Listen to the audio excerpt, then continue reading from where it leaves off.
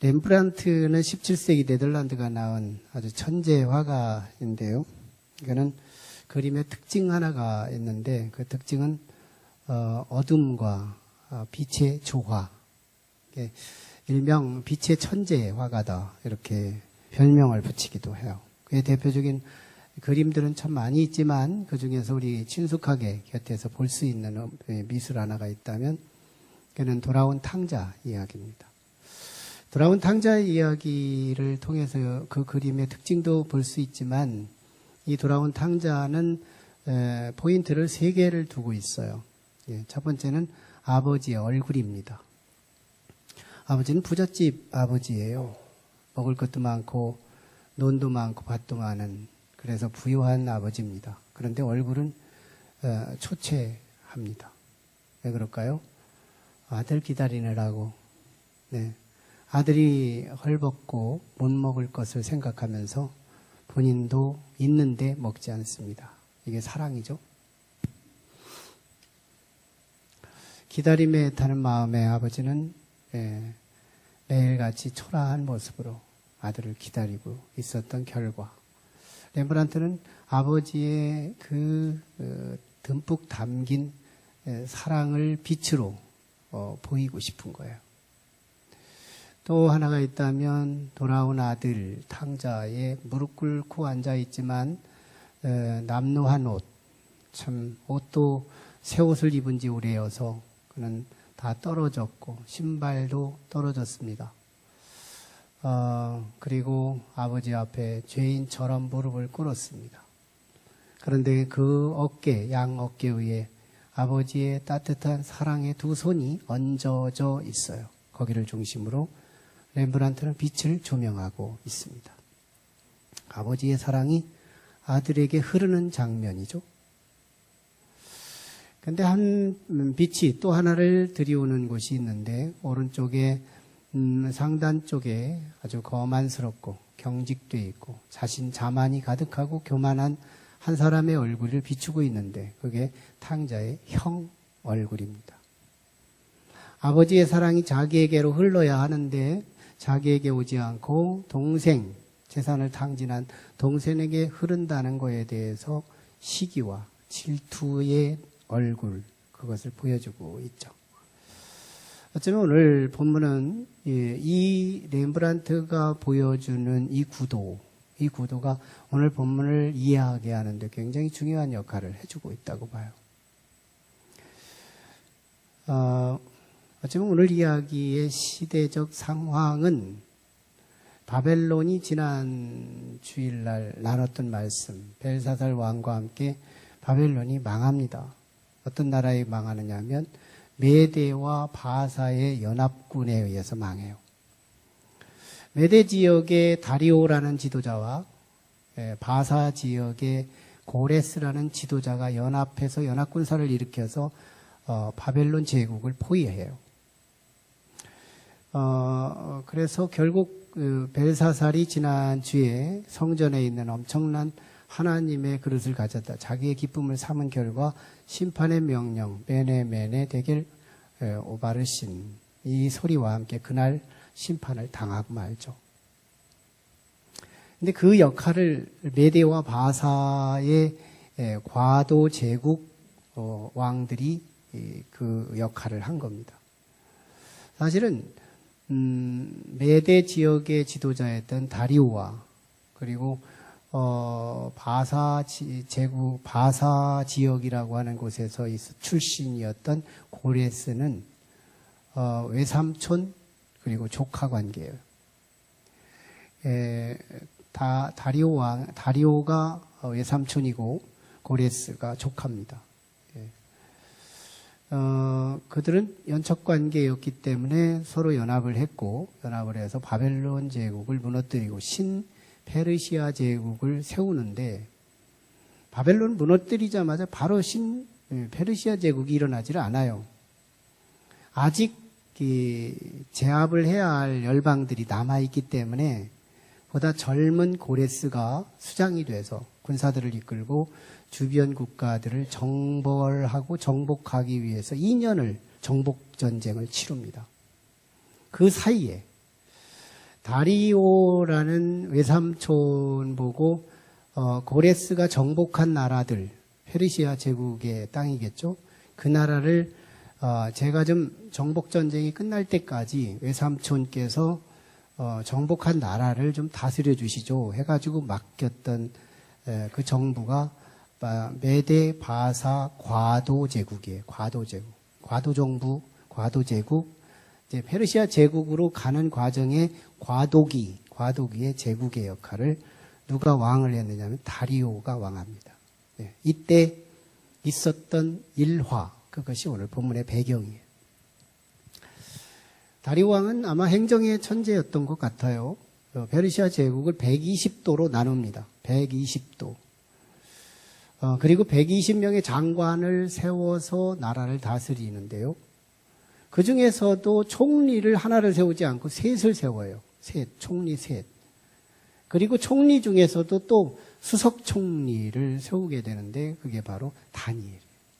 다니엘은 정말 하나님으로부터 지혜가 출중하게 선물을 받았고 은사도 받았고 물질계와 초월계, 영적인 세계까지 관통하는 그 시선과 직관력을 갖고 있어서 아마 지금의 하버드 대학 실력보다 더 출중한 실력을 갖춘 인물이었습니다. 바벨론 제국 66년사를 다니엘이 이끌었고요. 그리고 페르시아 제국도 이제 한 기간 동안 다니엘에 의해서 리더십이 발휘돼요. 그렇게 영향력이 있었던 지도자죠. 다리오 왕은 다니엘을 참 은총을 베풀었어요. 다니엘이 왜 그렇게 마음에 들었는지, 다니엘이 있어야 제국이 안전할 것에 대한 직감이 있었던 거죠. 다니엘에 대한 사랑이 남달랐습니다. 굉장히 은총을 베풀었고, 그래서 왕 다음 가는 총리들 중에 총리, 그런 총리로 세웠어요. 그러다 보니까 결국 주변 총리, 2명의 남은 총리와 이 지역을 다스리는 120도의 지도자들, 그 중에서도 강경파들이 일어났겠죠. 이제 고관들, 이들이 함께 합세해서 다니엘을 시기합니다. 어떻게 하면 다니엘을 넘어뜨릴까? 어떻게 하면 다니엘을 모함해서 왕의 총애를 끊어버릴까 하는 이 생각에 다니엘을 조사합니다. 다니엘을 뒤추적해요. 다니엘을 뒤추적하는데 윤리와 도덕선에서 다니엘을 보는데 흠이 없는 거예요. 하루 종일 사람 붙여가지고 다니엘의 일거수일투족을 지켜보는데 흠이 없어요. 책 잡을 게 없는 거예요. 그래서 궁리 하다가 굿 아이디어, 아마 사단이 준 생각인지 굿 아이디어 하나가 떠올라요. 다니엘의 믿음이 돈독함, 남다른 믿음이에요. 아무나 가질 수 있는 그런 믿음이 아니었던 거예요. 남다른 믿음, 사회에서 타협하지 않는 믿음, 흔들리지 않는 믿음, 아니 뭐 돈독한 믿음이에요. 분명히 저 믿음을 가지고 우리가 이용하면 다니엘은 우리가 올감이 올가서 고발할 수 있겠다 생각이 떠오른 거죠. 그래서 왕의 충성을 빌미로 이제 페르시아 제국이 초입에 들었으니까 페르시아 제국이 견고하게 서려면 모든 제국 산하의 나라들에게 기선을 장악해야 되지 않느냐. 이 파이터들, 싸움 잘하는 사람은 첫 시간에 기선을 장악하는 특징이 있죠. 제국이 첫 시간에 기선을 장악해야 되는데 왕권을 고의시키고, 그래서 백성들이 왕의 명령 하나면 일사천리로 움직일 수 있는 이 시스템을 만들기 위해서는 한 기간, 특별한 훈련 기간이 필요하다 해가지고 고관들, 총리들이 굿 아이디어를 냅니다. 왕에게 제안합니다. 왕이요, 이제 신흥제국이 일어나야 되는 거잖아요. 그렇다면 지금 새로 지배한 나라들이 왕권이 강화되어야 따르기도 하고 리더십이 발휘되는 건데, 그러려면 한 달 기간 테스트 기간을 삼읍시다. 앞으로 많은 열국들이 자기 신, 지역신이 있는데 그 신들에게 기도하지 못하게 하고, 어떤 사람이든지 요청하지 못하게 한 달 기간 동안만 유예 기간을 두어서 오직 이 다리오 왕한테만 주문하고 왕으로부터만 은혜를 입는 기간을 한번 설정하시죠. 그러면 페르시아 제국은 탄탄대로로 영원한 제국이 될 겁니다. 이런 동기에서 제안을 하죠. 왕이요, 자기를 황제로 삼고 하나님처럼 신처럼 부각하는데 누가 기분 나빠요? 자기를 추대하는데 누가 기분 나빠요? 좋은 생각이다요. 그대로 받아들여요. 그리고 도장 찍습니다. 그리고 이 일을 범하는 사람은 사자굴에 즉결 심판한다 하는 경고까지 붙였어요.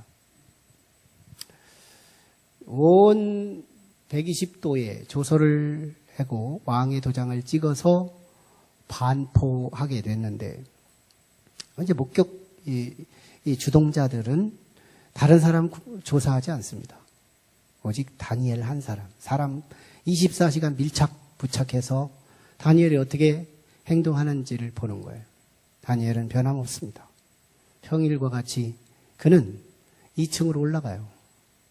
그리고 창문이 있는데 이 창문이 예루살렘 성전, 포로 백성이기 때문에 고국은 갈 수 없고 성전에는 들어갈 수 없는 상황이어서 못 가지만 못 간다고 핑계대지 않고 어떤 상황을 핑계대지 않고 하나님의 성전을 바라보며 거기에 하루에 3번을 기도해요. 유대인 전통기도 시간은 9시, 그리고 12시, 그리고 오후 3시. 대부분 이 전통기도 시간이에요. 아마 그 시간을 지켰겠죠? 옳거니 고발자들은 이 자료를 2-3명씩 증인을 세워서 다니엘을 다리오 왕한테 고발합니다. 다리오 왕 깜짝 놀란 거예요. 이야, 이런 거였냐, 이런 거? 왜? 내가 총애를 하는 아끼는 신하요. 이 다니엘에서 나오는 이야기를 들으면 이 제국이 번창하고 잘 되는 것을 자기가 알고 있는데 얘가 걸려들었단 말이죠. 가만히 보니까 이거 사람의 인위적인 조작이었다는 것을 감지합니다. 그럼에도 불구하고 어떻게든지 한번 살려보려고요. 왕 나름대로의 안간힘을 씁니다. 다니엘 한번 살려보자. 어떻게 하지? 그런데요, 이미 왕의 도장을 찍었어요. 그러니까 만약에 이 도장을 찍은 것을 스스로 어기면 자기의 리더십이 깨지는 거고, 이걸 지키면 리더십이 살아나는 건데, 지도자가 리더십이 깨지면 생명이 죽은 거나 똑같은 효과니까 리더십이 깨지면 안 된다 싶어서 결국 다니엘을 하나님에게 맡기면서 사자굴의 처형을 내려요. 사자굴에 들어갔습니다. 그리고 돌문으로 닫아요. 그리고 인봉을 합니다. 왕의 인봉, 총리의 고관들의 인봉. 그래가지고 왕도 총리들도 함부로 어쩔 수 없도록 그렇게 법적으로 딱 닫아버리죠. 그날 밤 고레스 왕은 잠 못 이루는 밤, 시애틀의 잠 못 이루는 밤이 아니고 메데 바사 과도 제국의 잠 못 이루는 밤이 됩니다. 오락도 하지 않아요. 간식도 먹지 않아요. 금식하며 참으로 사랑하는 나의 신하 다니엘이 사자의 밥이 됐다는 생각을 하니 슬픔이 가득해. 거의 쪽잠을 자고 다니엘은 그 다음 새벽날 가장 일찍 일어나서 무덤으로 아직 동굴로 달려갑니다. 그리고 슬픈 목소리를 목에 담고 다니엘아, 살아계시는 하나님의 종 다니엘아, 네가 하나님께서 너를 지켰느냐? 라고 묻자 그 사자의 굴 속에서 나지막한 소리가 들려와요. 왕이시여 만수무강하옵소서. 하나님께서 천사들을 보내셔서 사자의 입을 막으셨으므로 나는 상하지 않고 그대로 있나이다. 이것은 내가 하나님께 죄가 없다는 증거요, 왕에게도 내가 해를 끼치지 않았다는 증거입니다. 이 소리가 들리자 다리오 왕은 사람들을 시켜서 이 사자굴의 돌문을 열어라, 그리고 그 아이를 올려라 해서 나와서 보니 다니엘이 해를 입지 않았더라. 다리오 왕은 참으로 이상하게 기쁨이 가득했지만 동시에 괘씸한 마음이 들어갑니다. 이건 인간의 조작이었어. 내가 이렇게 사랑하는 다니엘을 미워한 사람이 있었다니 결심맞구나. 다니엘을 고발한 사람들 다 불러와라. 그리고 그의 아내들 불러와라. 그의 자식들까지 불러와라. 그리고 다니엘이 들어갔던 그 사자굴에 던져라. 해서 잡아다가 던졌더니 땅에도 닿기 전에 뼈가 으스러져 심판을 받았다. 이 일련의 모습을 지켜봤던 다리오 왕은 조서를 내립니다. 왕의 도장을 찍어 120도로 나누어 방을 붙여서 다니엘이 하나님을 두려워할 줄 알아라. 그 하나님만이 참 하나님이며 그 하나님께만 영광을 돌리고 그의 나라와 권세가 영원할 것이며 그만이 구하기도 하시고 건지기도 하시고 살리기도 하시고 모든 것을 하시는, 그래서 사자의 입에서 다니엘을 구원한 하나님이시로다. 이런 방을 붙이게 되는 거예요. 참으로 해피엔딩이지만 다니엘이 사자굴 속에 들어갔던 일이 얼마나 좋은 결과로 끝났는데요. 아마 사자굴 속에 들어간 어려움이 없었다면 하나님의 영광은 120도로 페르시아 제국의 이름이, 명성이 퍼지지 않았을 거예요. 성도는요, 어려움이 없는 게 성도가 아니래요. 여러분에게 크고 작은 어려움들이 있습니다. 나만 어려움이 있어. 이거 어둠의 권세의 조명이에요. 렘브란트가 조명을 하는 것처럼, 이 빛으로 조명해서 부각해 주는 것처럼요, 나한테만, 참 이게 절망으로 가는 어둠의 권세에 한번 붙들리면 모든 고난이 나한테 집중된 것처럼 봐요. 오산입니다. 살아있는 자는 누구나 고난이 있어요. 나는 나만의 고난, 저 사람은 저 사람만의 고난 다 있어요. 이 고난 지나면 저 고난이 와요. 그 고난이 와요. 색깔만 다르고 규모만 다를 뿐이지, 종류만 다를 뿐이지, 그때그때마다 고난은 우리에게 교차하며 바다의 물결처럼 밀려와요. 누구나 고난이 있어요. 근데요, 우리의 믿음의 사람은 고난 끝에 고난이 없었던 것보다 유익합니다. 이 은혜가 우리 모두에게 있어지기를 축복해요. 이 일련의 이야기를 통해서 우리가 변함없이 구속사에서 우리가 미뤄둘 수 없는 진리 하나를 붙들고 이제 오늘 말씀을 드립을 해야 될 텐데요. 그게 뭐냐면, 은총이 임하면 시기와 미움과 질투가 오더라는 겁니다. 은총이 임하면 시기와 미움과 공격이 온다. 변함없는 거예요. 이건 영적 공식이에요. 영적 진리입니다. 구속사 전체가 그래요. 아담과 하와는요, 하나님의 은총을 얼만큼 입었는지 아세요? 에덴 동산 전체를 얻었어요. 뭐 자기가 돈 벌어가지고 땅 산 것도 아닌데 부동산, 동산 할 것 없이 에덴 동산에 유실수, 무실수 할 것 없이 그 아름다운 동산이 다 아담과 하와의 꽃이 된 거예요. 이거 마귀가 그냥 두겠어요? 그래서 마귀가 들어가는 거거든요. 뱀이라고 하는 간교한 피조물에 투입돼서 아담과 하와의 에덴 동산을 송두리째 뺏고자 침투해서 결국은 빼앗기고 말잖아요. 네. 하나님의 은총이 에덴 동산이었던 거예요. 여러분, 욥이 하나님의 은총을 입지만요, 욥이 시련을 당하지만 왜 시련을 당했느냐면 욥은 하나님의 자랑이었어요. 욥기 초대에 보면 하나님의 천상 회의가 있는데 천사들도 있고 마귀도 있어요. 천상 회의에. 그러니까 하나님 휘하에 천사들도 마귀들도 하나님 휘하에 있는 건데, 천상 회의에서 하나님께서 욥을 유의해 보았느냐고 자랑하는 거예요. 욥은 정말 보기 드문 사람이다.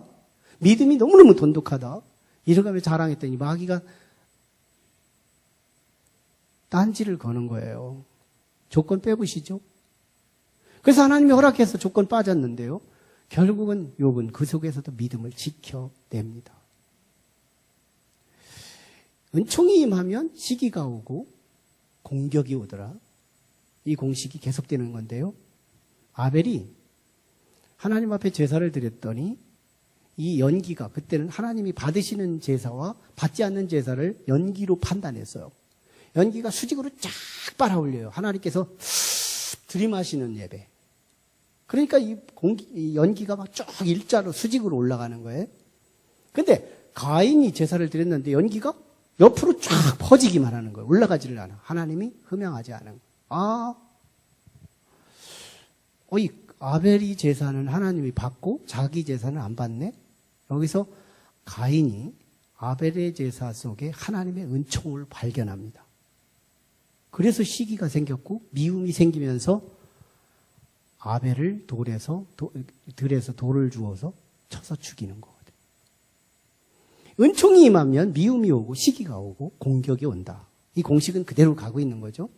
요셉이 왜 미움받아서 인신매매로 팔려가요? 형제들을 아버지의 사랑을 요셉이 독차지했기 때문에요. 요셉이 독차지했기 때문에. 걔는 채색 옷을 입혀요. 양을 치라고 내보내지를 않아요. 근데 형제들은 맨날 양치라네요. 왜 아버지 사랑이 독차지되는 거야? 왜 채색 옷을 입고 족장 후계자로 상징화시키는 거야? 그래서 형들이 11명이 미워하다가 결국은 죽이려고 하다 밀수하고 그리고 팔아버리고 마는 거예요. 은총이 임하면 시기와 질투와 공격이 임한다. 이거 구속사에 아주 어쩌다 있을까 말까한 일이 아니고 언제나 항상 늘 있는 진리입니다. 다윗이 왜 미움받아요? 사울은 천천히요, 다윗은 만만히요. 당대의 절대 권세자 사울을 천천히라는 상징으로 영향력을 여자들의 입술에서 입방아를 올려주고 다윗은 만만이래요. 그러니 빼앗길 것은 왕의 자리밖에 없으니 사울이 다윗을 죽일 수밖에 없는 거예요. 백성의 사랑을 받네? 빼앗길 것은 왕밖에 없구나 해서 시기와 질투와 공격과 박해가 시작된 거예요. 사랑이 임하고 은총이 임하면 시기와 미움과 공격이 온다. 예수님이 십자가의 순환을 당합니다. 왜? 하나님의 아들로 이 땅에 와서 세례받을 때 변화산에서 하나님의 음성 2번 듣습니다. 이는 내 사랑하는 아들이요 내 기뻐하는 자라 하시니라. 사랑하는 아들이요 기뻐하는 자라 하시니라. 하나님의 사랑이 임하면, 하나님의 은총이 임하면 십자가의 공격을 받는다. 이거거든요. 구속사 다 그래요. 지금 우리도 그래요. 하나님의 사랑이 임하면 오히려 공격이 임합니다. 그러면 이렇게 우리가 의문이 가요. 나 공격 안 받고 싶어서 은총 필요 없어. 네. 이건 은총이 뭔지 몰라서 그러는 거예요. 이 은총이 뭔지 알면 나 고난이 있고 미움이 있고 시기가 있고 공격이 있더라도 나는 은총 사수합니다. 은총 모자 씌워주세요. 은총 상의 입혀주세요. 은총 바지 입혀주세요. 은총 치마 입혀주세요.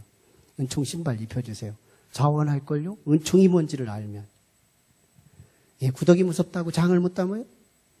우리 은총이 뭔지 알면 고난 그거 아무것도 아닌 거예요. 은총은 이 고난을 이길 수 있는 면역성과 함께 우리의 삶 속에서 그리고 그것이 지나고 나면 모든 고난은 내게 축복으로 바꿔지는 역사가 일어나요.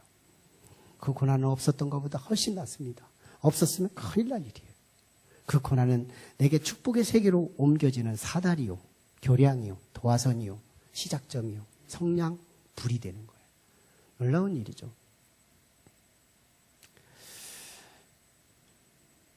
여러분, 이 은총은 이중으로 왔어요. 다니엘에게 찾아온 은총은 하나님의 은총이 첫 번째요. 또 다리오 왕의 은총이 왔어요. 여러분, 하나님의 은총이 임하면 내게 축복이 될 수 있는 영향력 있는 사람을 하나님이 감동시키는 거예요. 나에게 축복에 영향을 끼치는 사람에게 감동을 줘서 그 사람을 통하여 하나님의 은총의 다음 수순으로 은총이 흐르도록 합니다. 내게 영향을 줄 사람들에게 이 은총을 입지 않게 해요. 내게 영향을 주는 사람에게 은총을 입도록 하는 거예요. 하나님의 은총이 있는 사람은. 그러면 내게 영향이 없는 사람들로 하여금 시기와 미움과 질투를 받게 되는 건데요. 다니엘에게는 하나님의 은총이 있으므로 그에게 지혜가 있고 그리고 총명과 은사가 있고 직관이 있고 리더십 탁월함이 있고 그래서 다리오 왕이 조건적이었거든요. 이놈 탁월하네 정말. 이 세상과 저 세상을 직관으로 바라보는 시선이 있고 땅의 지식이 있고 하늘의 지식이 있고 저놈이 있으면 뭐가 잘 돼도 잘 되네. 복덩어리네. 이걸 감지해야 하는 거예요. 조건이 있었어요. 다니엘. 그래서 총애를 주는 거예요.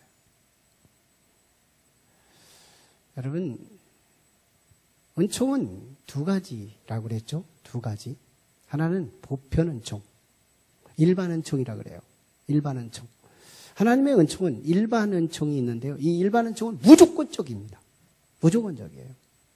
조건이 없어요. 성도들에게도 일반 은총, 안 믿는 사람에게도 일반 은총 똑같아요. 해가 그래요. 비가 그래요. 그리고 또 자연이 그래요. 그리고 산소가 그래요. 환경이 그래요. 공간이 그래요. 시간이 그래요. 다 일반 은총이 무조건적으로 줘요. 똑똑한 사람에게도, 아름다운 사람에게도, 추한 사람에게도, 강도에게도. 이 일반 은총은 누구에게나, 왜? 하나님에게서 온 사람이기 때문에 누구에게나 주는 거예요. 조건 없이 줍니다. 일반 은총이 그래요. 특수 은총이 있어요. 특별 은총이 있어요. 특별 은총은 철저히 조건적입니다. 특별 은총이 조건이 없는 특별 은총이 없어요. 이 조건을 가지고 나올 때만 이 특별 은총을 잊게 되는 건데요. 보세요. 아담과 하와가 특별 은총을 입은 이유가 있는데, 그것은 조건이 하나 있어요. 하나님이 만들었다는 거예요. 내가 만들었기 때문에 얘는 내가 특별한 은혜를 주겠다. 아벨이 하나님의 연기를 빨아들이면서 하나님께서 아벨의 제사를 받은 이유가 뭔지 알아요? 믿음의 제사를 드렸기 때문에. 요셉이 아버지의 사랑을 독차지한 이유가 뭐예요? 아버지 중심적이었어요. 형제들이 있는 거 다 고자질을 아버지한테 다 해요. 아버지의 궁금한 거 다 해결해 줘요. 아버지가 어디 가서 형제들한테 찾아보라고 하면 막 하루가 지나고 이틀이 지나도 그 형제들의 소식을 가지고 아버지한테 전달해 줘요. 아버지의 궁금한 거 다 긁어주는 사람, 이게 요셉이에요. 조건이 있어요. 다윗이 하나님의 은총을 돈독히 받은 이유가 뭔지 알아요? 사도행전에 보면 하나님의 마음에 합했다고 그래요. 하나님의 마음에 드는 구석이 있더라는 거예요. 조건적입니다. 예수님이 왜 하나님의 아들로서 이 땅에 와서 많은 은총을 입은지 아세요? 하나님의 아들이기 때문인 거예요. 조건입니다. 이 조건이 우리 하나님의 은총을 입는데 기름진 조건이 되더라. 오늘 본문에 다니엘이요, 특별 은총을 입어서 사자굴에서 살아나와요. 특별 은총. 특별 은총은 조건이라고 그랬어요. 무슨 조건인가 볼까요? 23절을 같이 한번 읽어봐요. 23절. 시작. 왕이 심히 기뻐 명하여 다니엘을 굴에서 올리라 하며 그들이 다니엘을 굴에서 올린즉 그의 몸이 조금도 상하지 아니하였으니 이는 그가 자기의 하나님을 믿음이었더라. 특별 은총의 조건 뭐예요? 믿음이었다는 거예요. 믿음. 여러분, 이 특별 은총의 조건, 이 믿음, 이 믿음이 얼마나 소중한지, 오늘 우리는 이 믿음이 얼마나 소중하고 내게 있어 그 믿음이 있다는 것을 우리는 너무너무 자긍심을 가져야 할 문제예요. 믿음. 다니엘은 그 믿음을 무시당했어요. 다니엘은 그 믿음이 이용당했어요. 다니엘은 그 믿음이 올가미의 조건이었어요. 세상 사람은요, 우리가 가진 믿음을 아무것도 아닌 것으로 보는 거예요. 세상 사람들은 우리의 믿음을 차라리 부족함의 한 영역으로 인정합니다. 세상 사람들은 우리의 믿음이 한 부족한, 뭔가 객관성이 없기 때문에 쟤들이 믿음이 한 구석이 들어가서 멍청이처럼 맹한 요소가 있는 것을 믿음으로 봐요. 그걸 이용해서 우리를 골려대고 그것을 이용해서 우리의 약점을 지적하고 공격해오는 일인데 비단 다니엘에게만 아니라 우리에게도 그러고 있다는 거예요. 왜 허구한 날 교회에 가서 앉아있고, 왜 허구한 날 헌금하고 있고, 왜 손해보고 돈도 못 벌고 있고, 왜 거기에 가서 거기에 시간만 합의하면서 있느냐는 거예요. 맹한 구석이 있기 때문이죠. 우리의 믿음이 공격받는 현장이에요.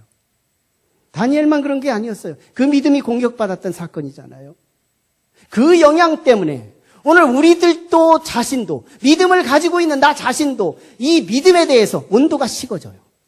세상이 자꾸 우리를 갈고대니까, 세상이 우리를 공격해 오니까 우리가 가지고 있는 이 믿음의 소중성에서 상대성으로 바뀌고, 믿음이 부끄러움의 대상이 되고, 믿음이 자신 있게 난 믿음이 있다고 말하기가 자신이 없어지고, 왜? 세상에 영향을 입어서 우리가 믿음이 소중하게 여겨지지가 않아요. 그래서 우리는 상황에 따라서 우리는 이 믿음이 흔들리고 여러 가지 어려운 위기 속에서 믿음을 버리기도 하게 되는 겁니다. 그런데 보십시오. 이 믿음이 사자의 이빨에서 건졌다는 거잖아요. 이 믿음이 특별한 총을 입었다는 거잖아요. 이 믿음의 위력을 보시라고요. 미련한 것 같지만, 골려될 만한 요소인 것 같지만, 사실은 이 믿음이 다니엘의 사자의 이빨에서 구원했다는 거. 믿음의 위력, 대단한 거거든요. 그런데 우리는 다니엘의 이 믿음과 다니엘의 구원 사건만 엄청 크게, 특별하게 생각하는데요. 다니엘은 게임도 안 되는 우리의 믿음의 위력이 기다리고 있다는 사실을 알아야 돼요. 우리의 믿음의 위력이 기다리고 있는 것은요, 다니엘이 들어간 사자굴보다 더 무서운 동굴이 있다는 사실. 저는 지난 목요일 날 우리 같이 코칭을 나누면서 식사한 후에 다니엘이 들어간 사자굴보다 더 무서운 동굴이 있을까요? 라는 화두가 나왔어요. 그랬다가 나온 동굴 하나가 뭐냐면 독사의 동굴이었어요. 그래가지고 이제 거수를 합니다. 당신들이 사자굴이나 독사굴 중에 반드시 들어가야 하는 전제가 주어진다면 어디로 갈래요? 라고 물은 거예요. 그랬더니 한 분을 제외한 나머지는 다 어디를 선택한지 알아요? 사자굴을 선택합니다. 독사굴을 피하는 거예요. 계산이 들어간 거예요. 계산. 잘 보세요. 사자굴에 들어가면요, 몇 초만 아프면 돼. 신경이 끊어지면 이제 신경이 끊어지면 고통이라는 게 사라지니까 쌈박 아프고 말겠다는 거거든요.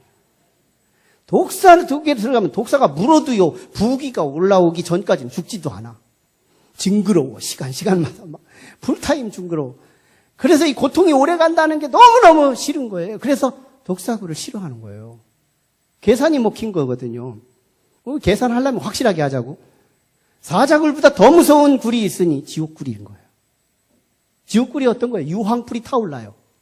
들어가는 순간 영원토록 나오고 싶어도 나올 수가 없어요. 죽고 싶어도 죽을 수가 없어요. 고통을 피하고 싶지만 피할 수도 없어요. 기도해도 소용없어요.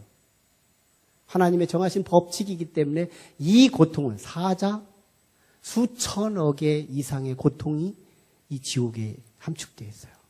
그런데 보세요. 이 지옥의 고통에서 우리가 구원받을 수 있는, 지옥이 우리를 삼킬 수 있는 유일한 약속 하나가 있으니 그게 뭐예요? 믿음이었던 거예요. 믿음을 까불지 말라. 믿음을 얕보지 말라. 믿음을 간과하지 말라. 믿음을 무시하지 말라. 내 속에 있는 이 믿음, 이게 얼마나 존귀하고 얼마나 소중한지 이 믿음은 생명 바쳐 지켜야 할 것이라는 거예요. 이 믿음이 얼마나 소중한지, 믿음의 정체성을 안다면, 믿음의 그 위력을 알 수 있다면 우리는 믿음 지키는 일에 생명 걸어야 되는 거예요. 보세요. 우리는 몰라요. 우리는 반은 알고 반은 모르고, 어떤 인류 지상에 많은 사람들이 이 믿음의 소중함을 모르고 있고 그 영향에 우리 성도들 자신도 믿음의 소중함을 잃고 있는 것이 현실인데, 마귀는요 100% 확신합니다. 마귀는 참으로 하나님 비슷한 전지성을 갖고 있어서 이 세상과 저 세상을 함께 꿰뚫어보는 영적 존재예요. 그래서 우리는 마귀들이 우리 주변에서 동서남북에 포진해가지고 우리 주변에서 서성이면서요, 뭘 뺏으려고 하느냐면 건강 뺏는 건 너무 조금 하는 거예요. 물질 뺏는 건 너무 조금 하는 거예요. 그런데 우리 속에서 돈독하게 하나만 뺏으려고 하는데 그게 뭐예요? 믿음을 뺏으려고 하는 거예요. 우리를 향하여 마귀가 침투해오고 우리의 삶을 개입하며 찾아오는 이유는 우리 속에 믿음을 빼앗기 위함인 거예요. 믿음 뺏고 싶은 거예요. 이 믿음 하나만 뺏으면 다 망할 수밖에 없는 것이 누가 알아요? 마귀가 알아요. 마귀는 압니다. 근데 우리는 몰라요. 우리는 이 믿음의 소중함을 몰라요. 성경 속에서 이 믿음의 소중함을 지금 말하고 있는데도 23절에 사자의 이빨에서 구원한 유일무이한 원인이 믿음이라는 것인데요. 이 믿음의 소중성을 우리는 몰라요. 우리 다시 깨워야 된다. 믿음은 지옥에서도 어쩌지 못하게 하는 유일한 방패가 되는 거예요. 믿음이에요. 여러분, 이 믿음이 다니엘에게는 컬러가 3개가 붙어 있어요. 아, 참, 우리의 믿음과 한번 비교해 볼 필요가 있는 그런 종류인데요. 믿음이 색채가 있는 거예요. 무지개 빛깔이 여러 개 있는 것처럼 믿음이 3가지 색채가 있는데, 첫째는 흔들리지 않는 믿음입니다. 다니엘은요, 총명하기에 지상이 이와 비교할 사람이 없을 정도로 총명했어요. 그래서 사자굴에 자기가 들어가는 게 뭘 의미하는지 알았습니다. 그게 뭐냐면 죽음이었어요. 사자굴에 들어가면 혹시 살아나올지도 몰라? 구사일생? 이런 기대를 가지고 들어간 다니엘은 없어요. 다니엘은 분명히 죽을 것을 알고 갑니다. 그러면 흔들릴만 하잖아요? 생명이 왔다 갔다 하는 문제인데, 내가 믿음 하나만 안 지키면 내가 사는 건데, 얼마든지 흔들릴 수 있는 상황이잖아요. 근데요, 어명이 찍혀진 조서가 있음에도 다른 신을 섬기고 지도하는 사람이 있으면 사자굴에 넣는다는 거 뻔히 알면서도 그는 자기 자리로 가서 기도합니다. 하나님을 찾아요. 무슨 말이에요? 흔들리지 않았다. 사단들은요, 우리를 흔들거리게 하는 거예요. 너무너무 흔들거리게 하는 거예요. 우리를 시샘하고. 감자와 고구마가 있었대요. 길을 가다가 아주 찹쌀떡을 하나 보는데요. 감자가 고구마한테, 야, 저거 찹쌀떡 너무 이쁘지 않니? 피부가 뽀송뽀송하고, 아, 피부 색깔도 하얗고 너무 이쁘지 않니? 고구마가 보니까 공감하고는 쉽지는 않는데 객관적으로 인정이 되더래. 그래서 이 말로는 인정하고 싶지는 않아서 너무 좀 개기고 있었는데, 이 찹쌀떡이 이 소리를 들으니까 너무 민망해서 자리를 옮겨 앉았대. 그랬더니 옮겨 앉는 그 자리에 하얀 찹쌀 가루가, 콩고물이 거기에 쑥 쏟아졌더래. 그래서 고구마가 이런 말을 하더래요. 거 봐, 화장빨이지. 화장빨이. 네. 그래서 그가 결국은 시기와 질투해서 사람의 시기와 질투가 있는 존재래요. 근데 변하지 않는 그 믿음이 있었느냐는 거예요. 그러나 우리는 변하지 않는 다니엘의 믿음을 크게 봤으면 좋겠어요. 두 번째는 사모하는 믿음이었어요. 2층으로 올라간 것이요, 보다 예루살렘이 많이 보이는 곳이에요. 창문을 연다는 것은 다도나도 할 수 있어요. 그런데 어떻게든지 종이 한 장이라도 가리워지면 안 되겠기에 자기가 예루살렘으로 갈 수가 없어서 못 갈 뿐이지 가고 싶은 마음이 간절해요. 그래서 창이라도 열고 위에라도 올라가서 기도하는 이 모습에서 다니엘은 사모하는 믿음을 노출합니다. 사모해요. 이 하나님을 향한 사모함이 믿음에 묻을 때 하나님의 은총이 흘러간다는 거예요. 오늘 우리는 흔들리지 않는 믿음, 내가 어떻게 구원받았는데 계속 타협하고 싶어져요. 현실적 이익을 가지고 우리에게 도전해와요. 손해가 크게 보이게 만들어요. 믿음이 작게 만들어져 버려요. 믿음이 너무너무 스물하게 보이게 만들어요. 착시하게 만들어요.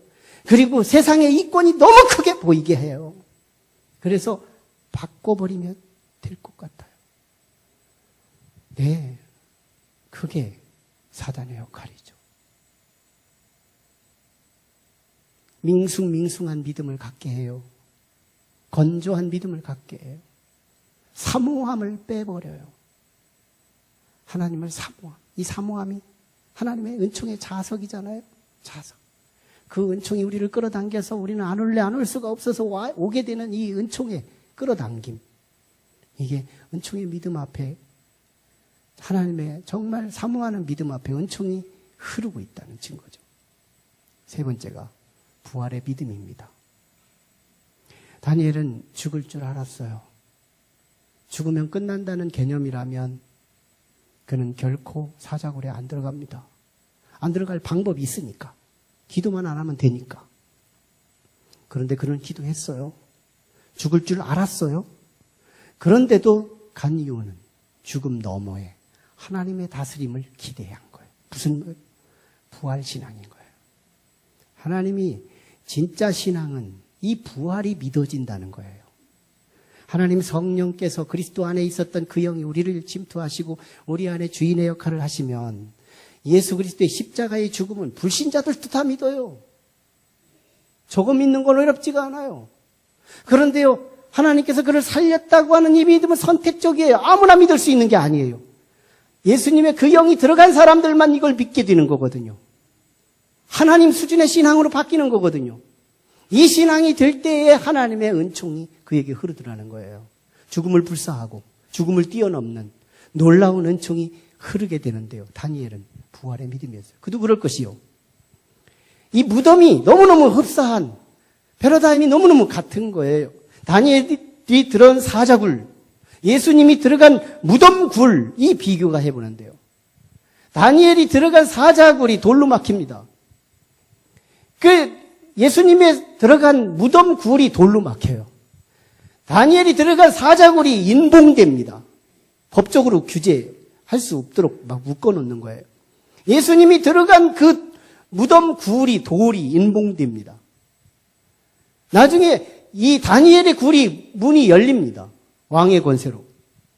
나중에 그 아침에 이 다리오 왕이 새벽녘에 이 무덤을 향하여 슬피 울며 달려가요. 예수님의 그 무덤에도 마리아와 세 여인들이 새벽 미명에 달려서 그 무덤으로 갑니다. 그리고 무덤이 열리고요. 그리고 다니엘이 조금도 상하지 않고 성한 모습으로 나옵니다. 예수님이 부활하신 신령한 몸으로 다시 나옵니다. 다니엘의 무덤 사건과 사자굴 사건과 예수님의 무덤 사건은 똑같이 말하고 있는 거예요. 다니엘서의 저자와 예수님의 복음서의 저자는 같은 얘기를 하고 싶은 거예요. 무슨 말이에요? 하나님의 뜻인 거예요. 여러분, 부활신앙이 주의 은총을 입는 거예요. 오늘 이 부활신앙, 변함없는 믿음, 사모하는 믿음, 부활의 믿음. 다니엘에게서 이 믿음의 컬러를 보면서 오늘 혹시 우리에게 이 믿음이 아주 실오라기 같이라도 소생할 수만 있다면 난 여러분에게 어떤 어려움도 걱정하지 말라고 자신 있게 선포하고 싶어요. 어떤 어려움도, 사자굴의 어려움에서도 건졌는데요. 어떤 어려움도 상관하지 말라. 난 이 믿음을 흉내만 내도 웃으면 뇌가 알지 못한다잖아요. 진짜 웃어서 웃는 얼굴과 가짜로 흉내내면서 웃는 것을 판단하지 못하는 것처럼 정말 하나님 앞에 이 믿음의 흉내만 내도 오늘 우리는 놀라운 하나님의 그 은총과 축복이 우리의 것이 될 거예요. 문제는 없던 것보다 훨씬 낫다.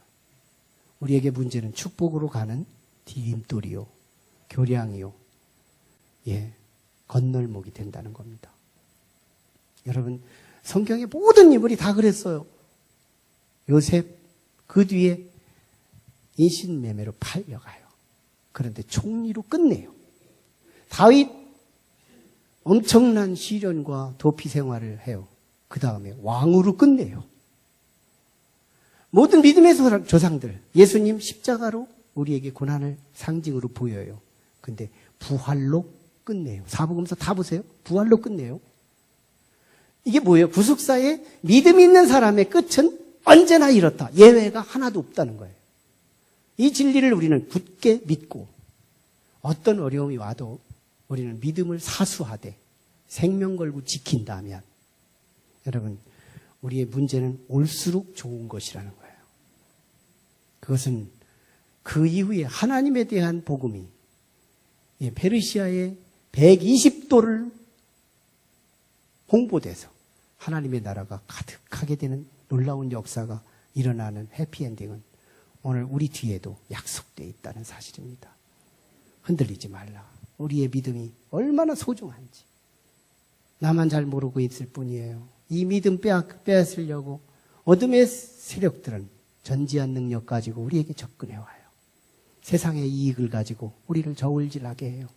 그래서 갈대처럼 흔들흔들거리게 만들어서 그거 하나만 빼내면 내버려 둡니다. 내버려 둬보세요. 물질 날아가요. 건강 날아가요. 세상 모든 거 다 날아가는 거예요. 하루아침에 마귀한테 원망하면 뭐예요? 그거 모르고 따라왔니? 우리를 조롱하고 말걸요. 지키라. 믿음을 지켜라. 무릇 지킬 만한 것은 우리의 마음이니 마음속에 들어있는 믿음, 그것을 지키라. 기도하겠습니다.